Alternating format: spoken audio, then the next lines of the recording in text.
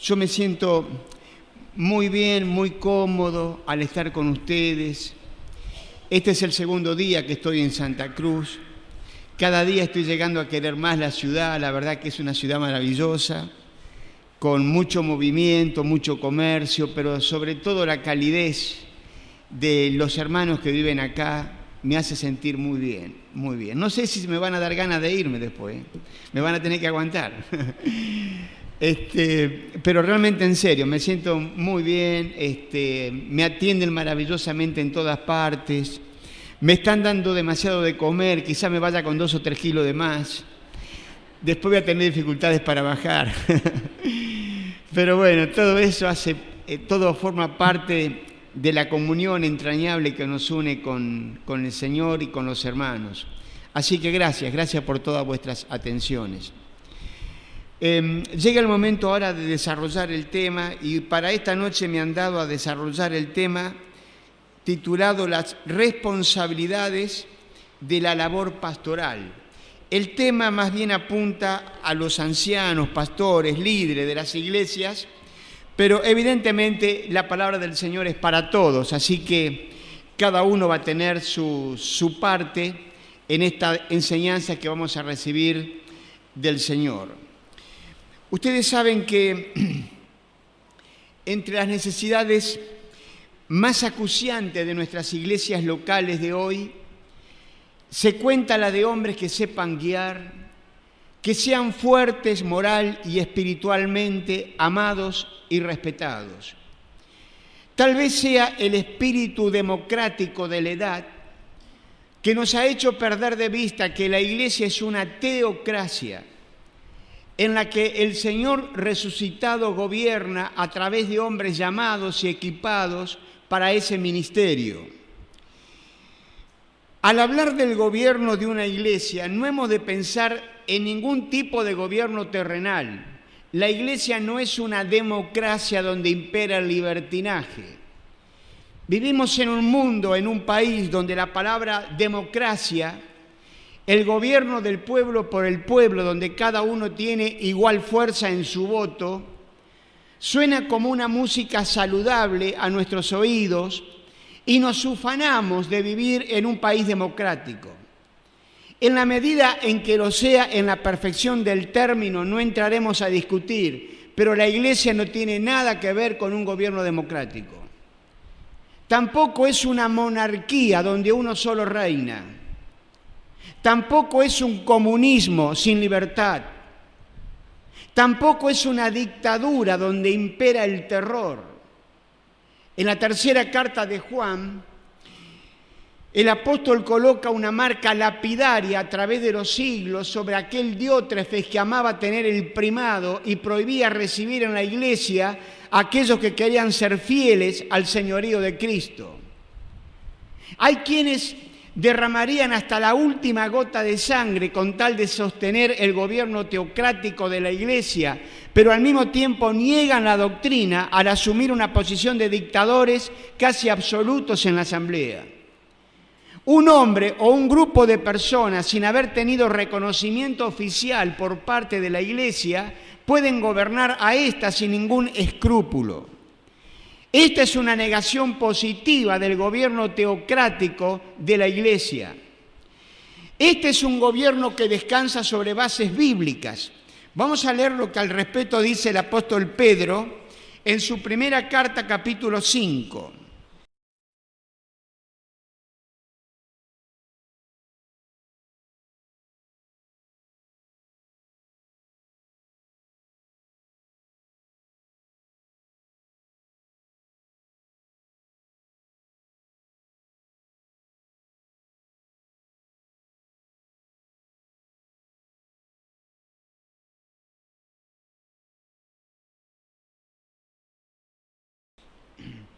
Versículo primero, dice: ruego a los ancianos que están entre vosotros, yo anciano también con ellos, y testigo de los padecimientos de Cristo, que soy también participante de la gloria que ha sido revelada, apacentad la grey de Dios que está entre vosotros, cuidando de ella, no por fuerza, sino voluntariamente, no por ganancia deshonesta, sino con ánimo pronto, no como teniendo señorío sobre los que están a vuestro cuidado, sino siendo ejemplos de la grey. Hemos de entender primordialmente que el gobierno de la Iglesia pertenece al Señor, porque Él es el gobernante exclusivo de la Iglesia. Él no ha renunciado de ninguna manera a ese derecho que adquirió con el derramamiento de su sangre. Usando una expresión antipática para el mundo, pero muy hermosa para nosotros, podemos decir que Él es el gran dictador, porque Él tiene derecho sobre cada lugar de su iglesia, porque la iglesia es suya, Él la compró con su sangre.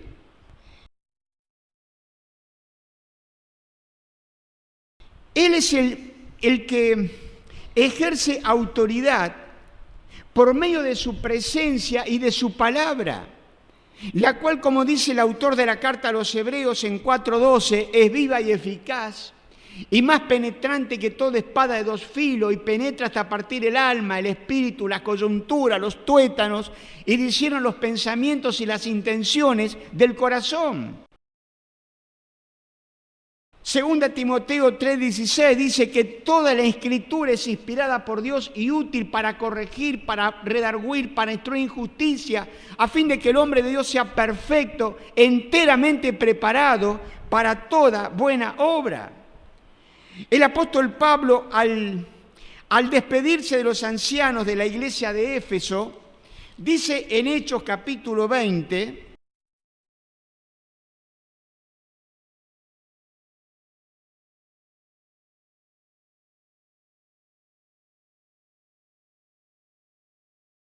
verso 32, dice: y ahora, hermanos, os encomiendo a Dios y a la palabra de su gracia, que tiene poder para sobreedificaros y daros herencia con todos los santificados. En Apocalipsis 1, del 10 al 18, no lo vamos a leer, Cristo se presenta como juez en medio de las 7 iglesias de Asia, con ojos como llama de fuego, pie semejante al bronce bruñido, porque Él juzga la condición espiritual de cada una de sus iglesias.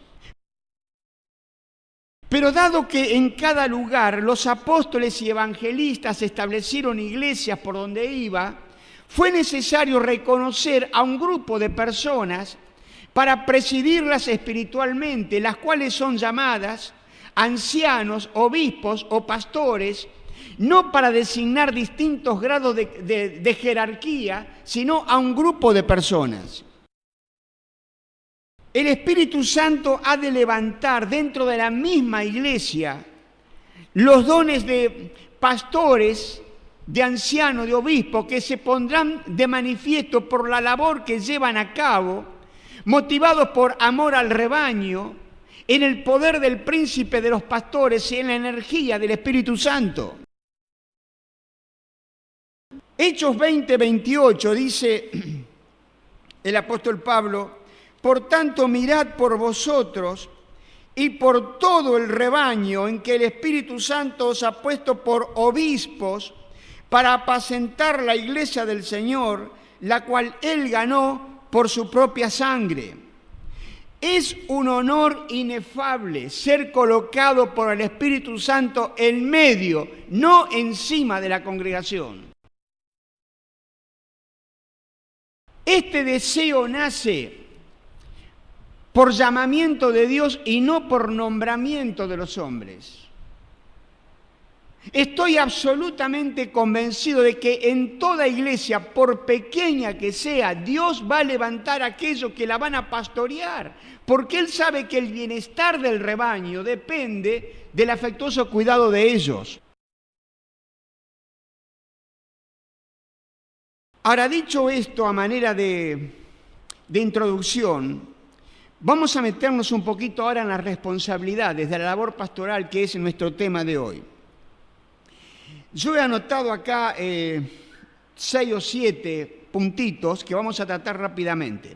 En primer lugar, enseñar.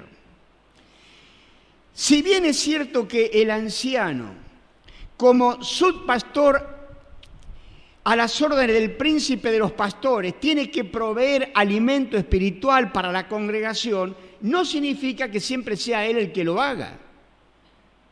Lo que sí implica es el planteamiento de temas a tratar de una manera ordenada y sistemática para que la congregación pueda ser nutrida con el alimento sólido de la palabra. Los ancianos son responsables por la doctrina que se practica en la iglesia. Ellos deben velar para que no se introduzcan herejías o falsedades, distorsiones a la doctrina enseñada por los apóstoles. Cuando los judaizantes quisieron introducir los ritos de la ley en la iglesia de Antioquía, los hermanos enviaron una comisión a Jerusalén para consultar con los apóstoles y ancianos de esa iglesia con respecto a este tema. Entonces vamos a leer el consejo que ellos dieron. Hechos capítulo 15, verso 23.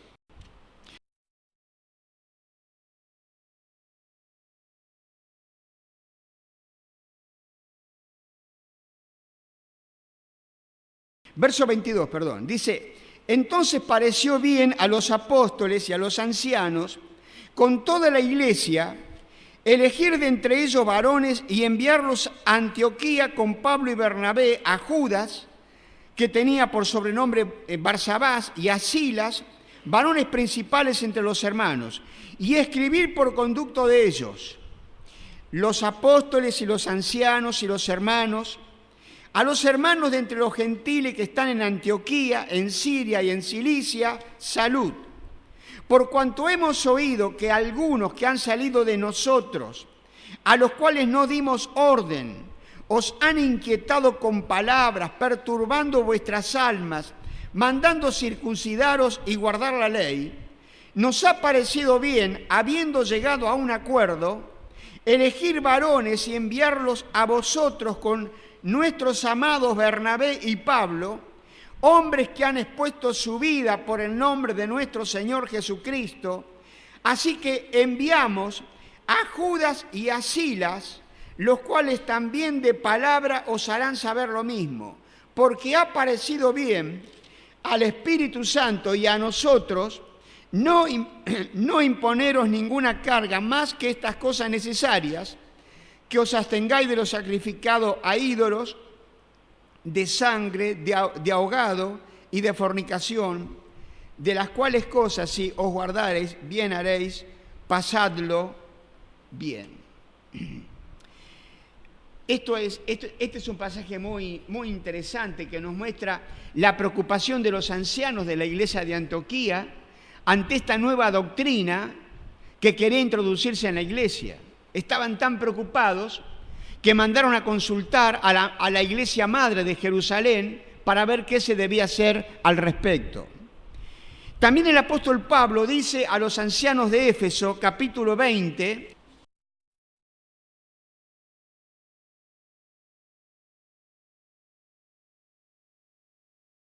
verso 29, dice: porque yo sé que después de mi partida entrarán en medio de vosotros lobos rapaces que no perdonarán al rebaño, y de vosotros mismos se levantarán hombres que hablen cosas perversas para arrastrar tras sí a los discípulos. Por tanto, velad, acordándoos que por 3 años, de noche y de día, no he cesado de amonestar con lágrimas a cada uno. Ahora voy a ser un poquito más práctico en cuanto al enseñador. El que ministra o enseña, hermanos, tiene que tener presente que el púlpito es una cátedra y por lo tanto tiene que haber enseñanza en el mensaje. El ministerio del Señor Jesucristo estuvo repleto de enseñanzas. ¿Y qué enseñanza? La del Maestro sin igual. Su enseñanza era práctica más que dogmática, porque él tomaba ilustraciones de la naturaleza y de la vida familiar para graficar sus enseñanzas. Les hablaba con tanta claridad que la gente venía de todas partes para escucharle. Atraía a los niños, a los jóvenes, a los mayores, a los analfabetos, a la gente instruida y culta. De igual manera que podamos aplicar nosotros la enseñanza en nuestras iglesias de tal manera que la congregación salga bien nutrida, después de haber comprendido todo, de los más jovencitos hasta los más grandes, el consejo de la incomparable palabra de Dios. El que ministra también tiene que exhortar, porque los hermanos necesitan permanentemente ser exhortados a venir a las reuniones, a orar, a leer la Biblia, a ofrendar, etc. Pero el que exhorta tiene que tener cuidado de no regañar. Reñir desde el púlpito es una cobardía, porque el que escucha no puede defenderse. En el púlpito tiene que haber persuasión, claridad, dulzura, y no utilizarlo para atacar indirectamente a alguien con el cual tenemos algo. Aquellos que utilizan el púlpito para atacar a los hermanos no cumplen con el fin deseado del Señor, que es la edificación. Además, aquellos que escuchan su exhortación, por ejemplo, si el enseñador nota que en la iglesia hay hermanos que no vienen, los que reciben la reprensión son aquellos que vienen. Si el predicador nota que la iglesia no ofrenda como corresponde, los que reciben la exhortación son los que más ofrendan. Entonces deje el predicador de alterarse del púlpito y arremeter violentamente contra aquellos que tienen la gran paciencia de escucharle. Si tiene algo contra alguien, bueno, vaya personalmente y con dulzura expóngale su punto de vista, pero que no utilice un lugar sagrado como es el púlpito para atacar a los hermanos. Tal vez alguien me preguntará, bueno, lo que pasa es que no tenemos enseñadores en la iglesia. Bueno, si no los hay que buscarlo en otras partes. Cuando Bernabé vio que en la iglesia de Antioquía no había enseñadores, ¿qué hizo? Viajó a Tarso y desde allá se lo trajo a Saulo. A veces hay en la iglesia enseñadores potenciales, pero la tendencia general es recorrer tierra y mar en busca de alguien de renombre. El sembrador no solamente planta, sino que riega y cultiva lo que sembró. Entonces, si en la iglesia hay enseñadores potenciales, tenemos que ayudarles a desarrollar sus dones, a ejercitarlo. Yo he conocido iglesias donde el Señor se llevó a los enseñadores a otra parte, porque en la iglesia no eran utilizados como correspondía.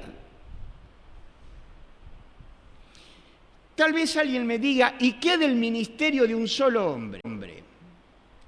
Yo no estoy de acuerdo que la plataforma debe ser ocupada por un solo hombre, que siempre hable él en todas las reuniones.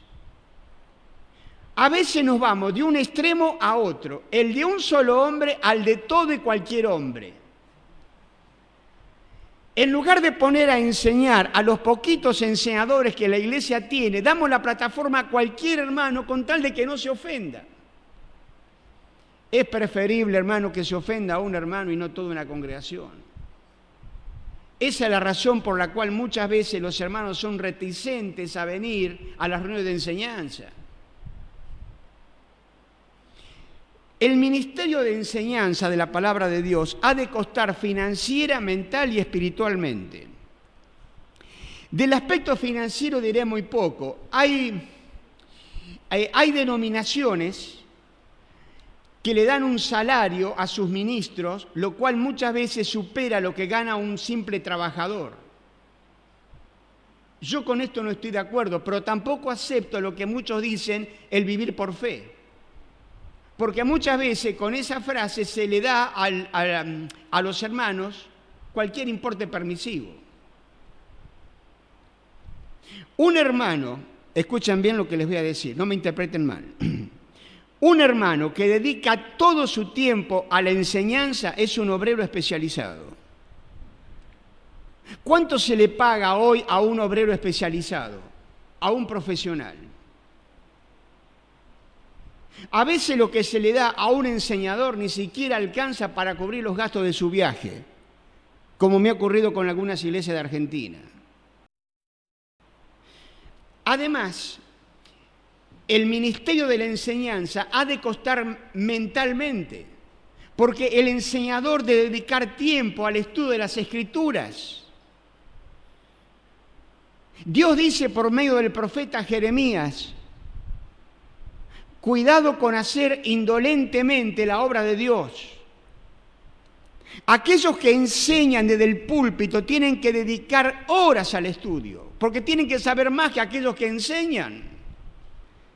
La elocuencia no sustituye la falta de preparación. Y aquellos que en la iglesia tienen el don de discernimiento sabrán apreciar la diferencia entre facilidad de palabras y perfecto conocimiento del tema. Además, el ministerio de la palabra ha de costar espiritualmente. ¿Cuántas veces escuchamos en las iglesias oraciones por los enseñadores? Los enseñadores muchas veces son objeto de crítica, pero ¿cuántas veces has orado por ellos? Los que invitan a los enseñadores deben saber bien a quién invitan y no limitarse a llenar la agenda con nombres de predicadores. Hay enseñadores que son más aptos para una ocasión que para otra. Por ejemplo, hay quienes pueden dar un provechoso devocional, pero no una profunda enseñanza de 40 a 45 minutos. El que enseña debe tener en cuenta que está representando al Señor en el púlpito y que tiene ante sí a toda una congregación hambrienta, con necesidades.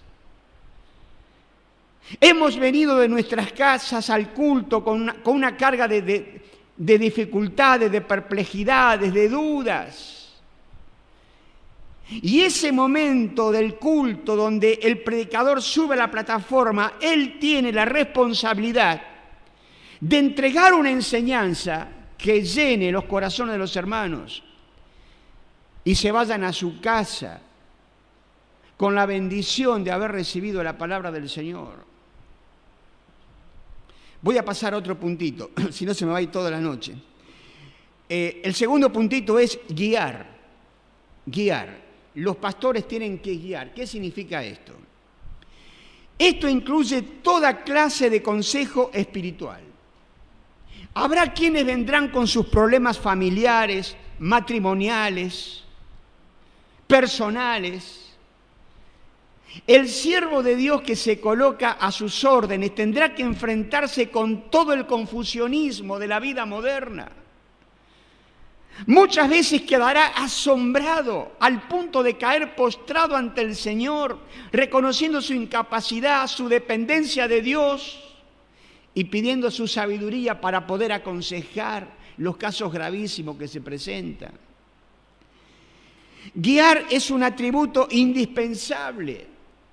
Se guía al inconverso para que conozca el plan de la salvación de Dios.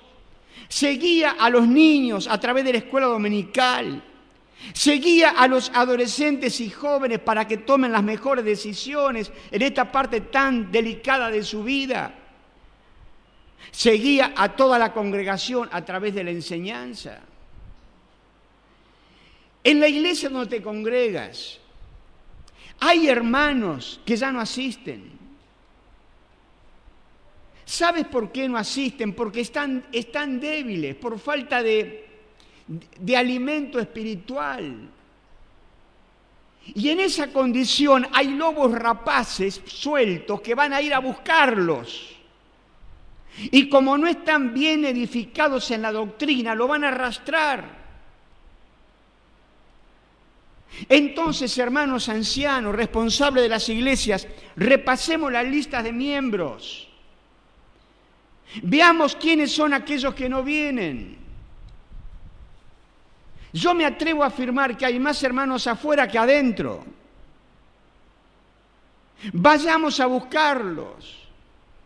Entusiasmemos a toda la congregación para esta tarea. Vayamos a buscarlo, como dice el himno, en el nombre del Señor. y gran gozo habrá para quien podrá atraerlos al pastor. Que Dios nos conceda que podamos guiar a la congregación con toda pericia, como el piloto a la embarcación en medio de tempestades y tormentas, llevándola felizmente al puerto. Otro punto más, confortar. Hay ocasiones, todo lo hemos experimentado, en que tenemos que pasar por el valle de sombras y de muerte. En ese momento el creyente tiene que acudir al príncipe de los pastores, pero cuán bueno es la presencia de un subpastor, de una persona conocedora de las Escrituras, atenta, considerada, que podrá transmitirle el mejor consejo en ese momento de necesidad que está atravesando.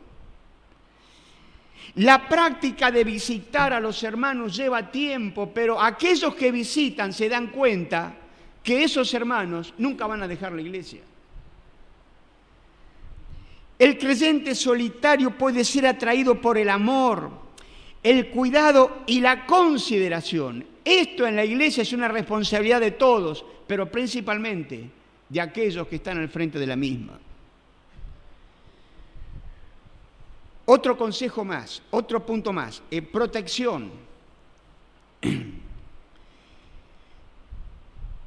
La iglesia tiene que proveer protección y sanidad a los hermanos. Yo puedo recordar muchas ocasiones en que fui corriendo a casa en busca de ayuda. Yo sabía que el hogar de mis padres me ofrecía protección, seguridad. Los brazos de mamá, las piernas de papá eran demasiado grandes para darme la protección y seguridad que yo necesitaba. La Biblia habla con frecuencia de la necesidad de atender a las viudas, a los huérfanos en sus necesidades, y esto se hace extensivo a todos los hermanos. Debemos tener cuidado de no herirnos los unos a los otros en nuestras relaciones fraternales. El Señor habló de la gravedad de aquel que hace caer a un hermano. Para muchos cristianos recién convertidos, la iglesia es el lugar que ofrece protección, seguridad, calor, amor. Es un refugio seguro y un centro para sanar a los heridos en la batalla. No podemos dejarnos envolver por la mentalidad de que hay que crecer, cueste lo que cueste, descuidando la protección que requieren los hermanos.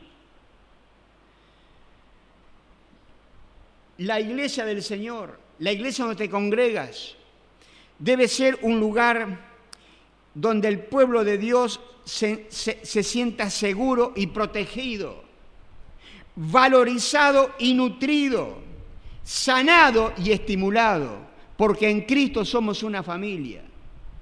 Vamos a vivir juntos por toda una eternidad. Comencemos a comportarnos ahora como la eterna familia de Dios. Otro puntito más. Los ancianos también son responsables de la disciplina en la iglesia. Las instrucciones que leemos en Efesios 6:4 de Pablo para los padres también se aplican a las autoridades de la iglesia. ¿Recuerdan el texto? Padre, no provoquéis a ira a vuestros hijos, sino criarlos en el temor y en la amonestación del Señor. La disciplina en la iglesia siempre va a incluir la instrucción y la corrección. Será llevada a cabo por medio de la enseñanza correcta y completa de la palabra de Dios. Vamos a leer 2 Timoteo, capítulo 3.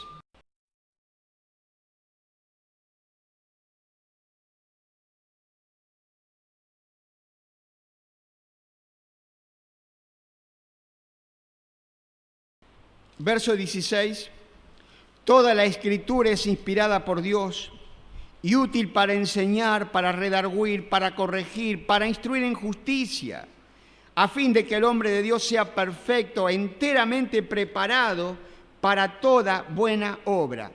No podemos comprometer, mis hermanos, las enseñanzas de la Biblia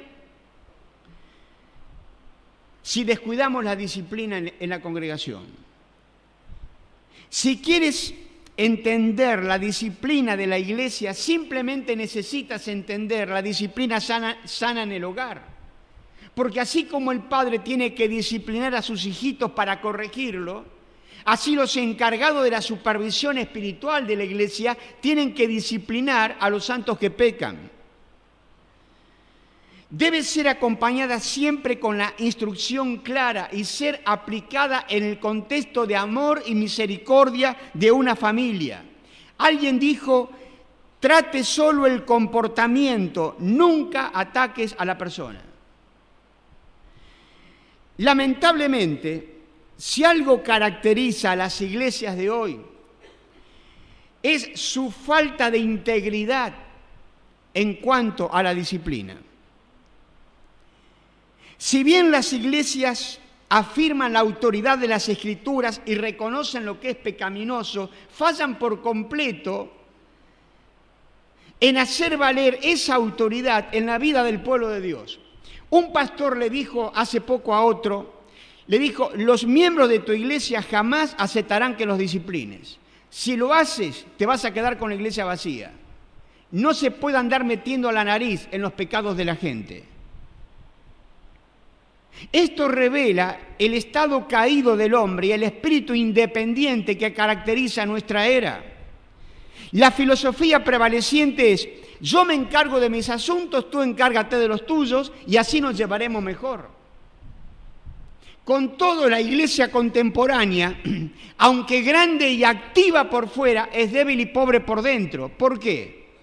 Esto no se debe a que no hemos predicado el mensaje completo, sino que hemos fallado por completo en aplicarlo a la vida de los santos.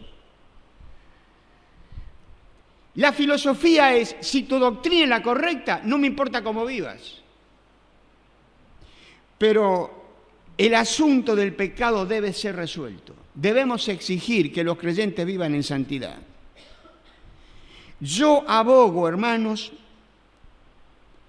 por un retorno a la práctica de la disciplina correctiva en nuestras iglesias. Este es un mensaje que los ancianos, los líderes, maestros deben tener en cuenta, no podemos pasarlo por alto. La iglesia de hoy se muestra vacilante, amenazada más por la impureza de adentro que por la persecución de afuera. Para ayudar a la iglesia a su posición de santidad a la cual Dios la ha llamado, tenemos que responder al llamado de Cristo, a la santidad. Esta tiene que convertirse en una parte fundamental del ministerio, una responsabilidad que no podemos pasar por alto si queremos edificar iglesias fuertes y sanas.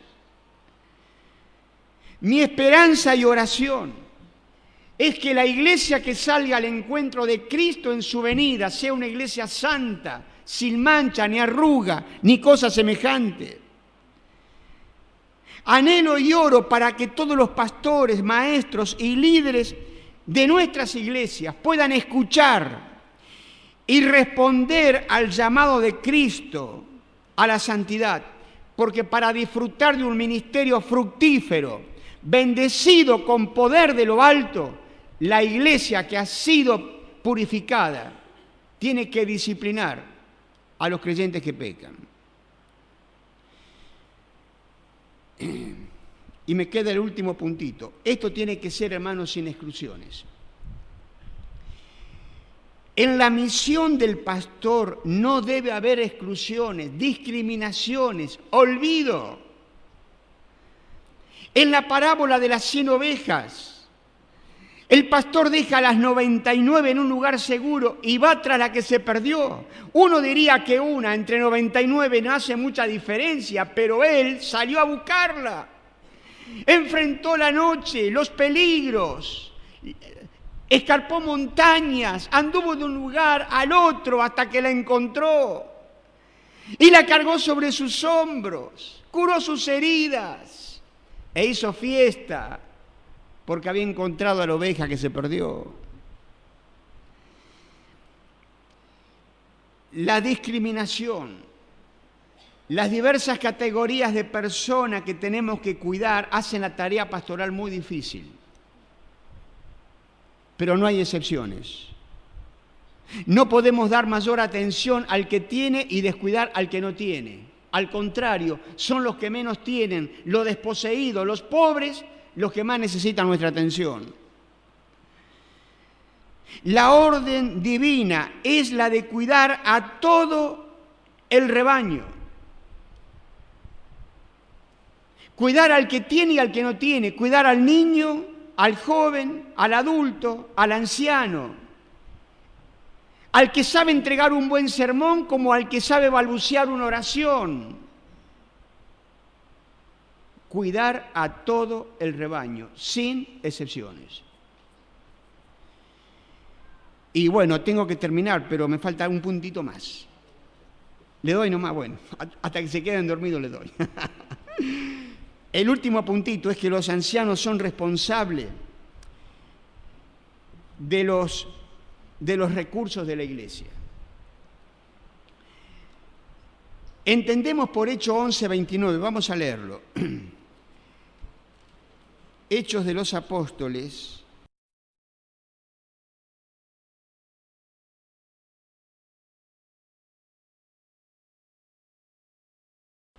capítulo 11, verso 29. Dice: entonces los discípulos, cada uno conforme a lo que tenía, determinaron enviar socorro a los hermanos que habitaban en Judea, lo cual en efecto hicieron, enviándolo a los ancianos por mano de Bernabé y de Saulo. Los fondos que los ancianos manejan no son de ellos, son del Señor. Han sido ofrendados por el pueblo de Dios. Y los ancianos son absolutamente responsables por la administración de ese dinero. Ustedes saben que la primera alcancía la encontramos en Segunda Reyes, capítulo 2. Vamos a leerlo, es interesante lo que dice ahí sobre esa primera alcancía. Segunda Reyes,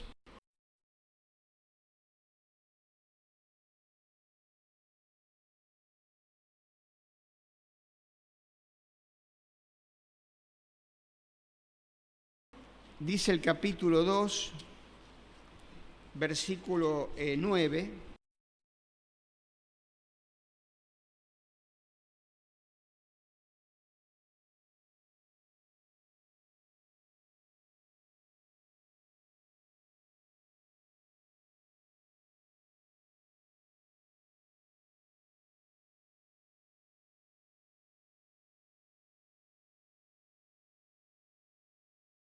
Bueno, no es este el pasaje que quería leerles.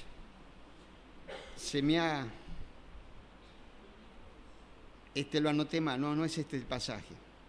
Pero ahí el escritor está hablando de una alcancía. El pontífice Joiada hizo un arca y en la tapa del arca hizo un agujero. Y la colocó a esa alcancía a la derecha, a la entrada. Entonces venía el... ¿Cómo? 12. 12:9. A ver, vamos a leerlo. Ahí está. Muchas gracias. Yo sabía que con semejante maestro me iban a dar una mano. Segunda Reyes, entonces capítulo 12.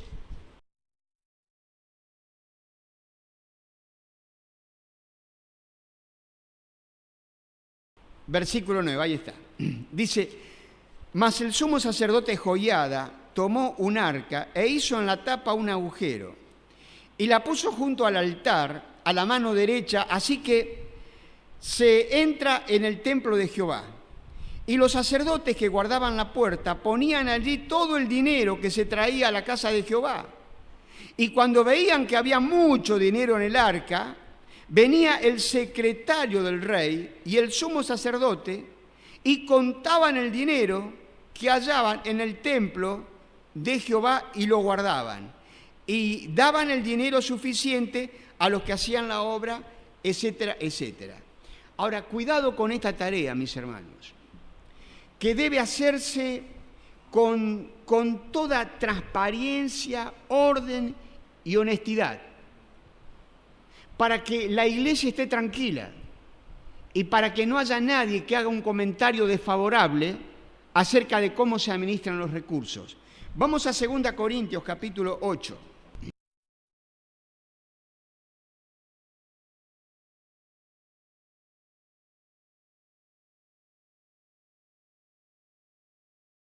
Verso 20. Dice, evitando que nadie nos censure en cuanto a esta ofrenda abundante que administramos, procurando hacer las cosas honradamente, no solo delante del Señor, sino también delante de los hombres. En estos versos, el apóstol Pablo nos dice que fueron 3 hermanos los que se encargaron de aquella ofrenda y ellos dieron cuenta de su mayordomía para satisfacer a los hermanos, para que se quedaran tranquilos. Esto nos enseña que nadie debe llevar la ofrenda aparte, sino siempre 2 o 3 hermanos. El que guarda el dinero, el tesorero, debe ser una persona de solvencia moral y espiritual y material, para poder responder del dinero que se le entrega. Si el dinero lo guarda un hermano de escasos recursos y con muchos hijos, le va a ser muy difícil resistir la tentación de retirar ese dinero con la esperanza de poder devolverlo después. Pero ese después nunca llega. Y eso trae aparejado gravísimos problemas al hermano, que obviamente va a sufrir la disciplina, pero también a toda la iglesia. La iglesia pierde confianza.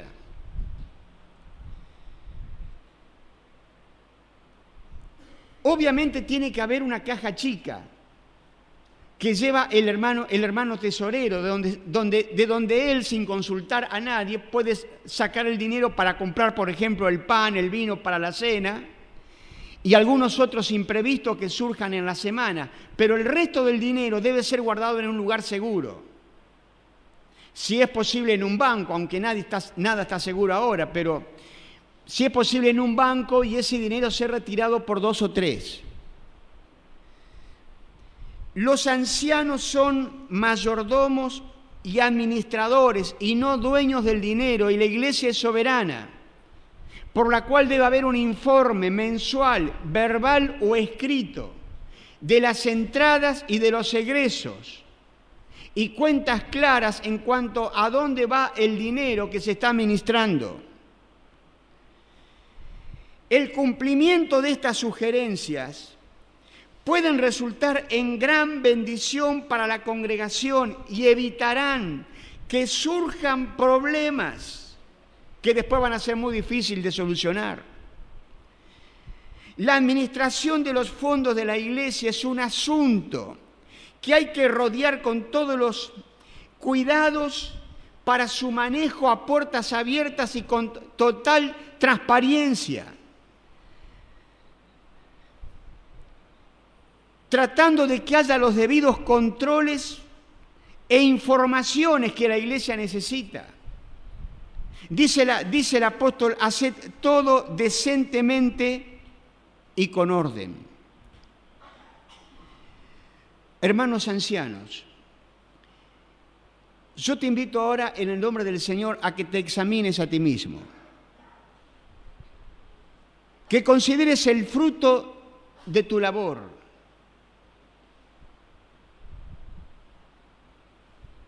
Y si solamente tienes el título y no el oficio, mejor es que des un paso al costado y dejes de estorbar la obra, la cual el Señor ganó con su sangre.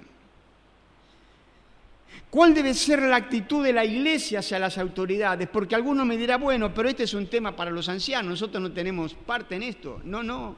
Ahora vamos a ver un poquito cuál es la responsabilidad de la iglesia. Es cierto que los ancianos tienen una tremenda responsabilidad, pero también la iglesia lo tiene. Vamos a leer para terminar. 1 Pedro 5. No, hoy ando mal. Es 1 Pedro 5, versículo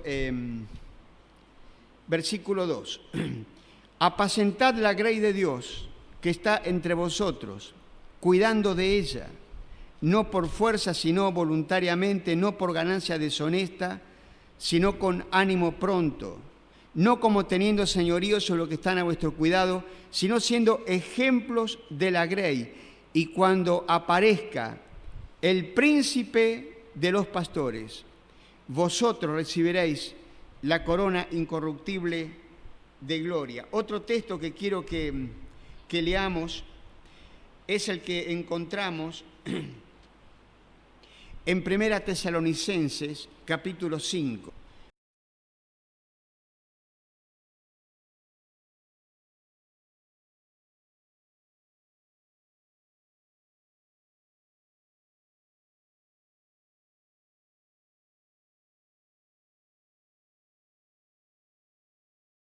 Verso 12 dice: os rogamos, hermanos, que reconozcáis a los que trabajan entre vosotros y os presiden en el Señor y os amonestan, y que los tengáis en mucha estima y amor por causa de su obra.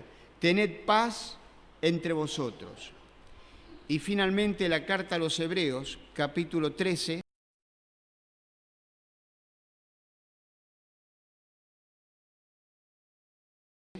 versículo 7, acordaos de vuestros pastores que os hablaron la palabra de Dios. Considerad cuál haya sido el resultado de su conducta e imitad su fe. En el nombre del Señor, Iglesia de Cristo, os rogamos sincero acatamiento a lo que Dios nos enseña en su palabra. Resumiendo, reconocimiento, estima, obediencia, doblada honra, oración. He conocido a un grupo de hermanas que se reúnen en una iglesia para orar, para estudiar la palabra. Pero ¿saben en qué ocuparon el tiempo? En criticar a los ancianos de la iglesia.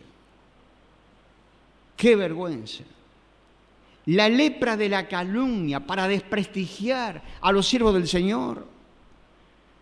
No olvidemos que el Señor, que cuida de su honra, también vela por ellos. Cuando Aarón y María se atrevieron a criticar al líder de Israel, a su propio hermano Moisés, fueron heridos de lepra. Cuidado, hermanos, que en lugar de estar orando, apoyando a nuestros hermanos pastores, estemos criticándolos. A los miembros de la iglesia, oren por los ancianos, porque son hombres débiles, con faltas, con fallas, pero anhelan realizar la obra a la cual el Señor los ha llamado. Oren por ellos. A los guías de la iglesia, que seamos ancianos, obispos, no nos da lugar a prerrogativa de dominio. Hemos de hacer la obra fiel, con fidelidad, cumpliendo con la tarea que el Señor nos ha dado.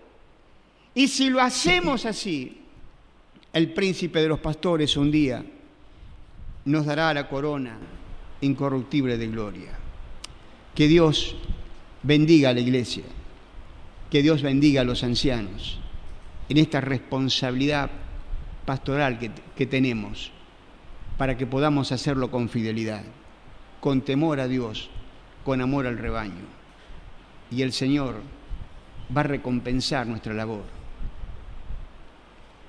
en esta vida y en la vida venidera.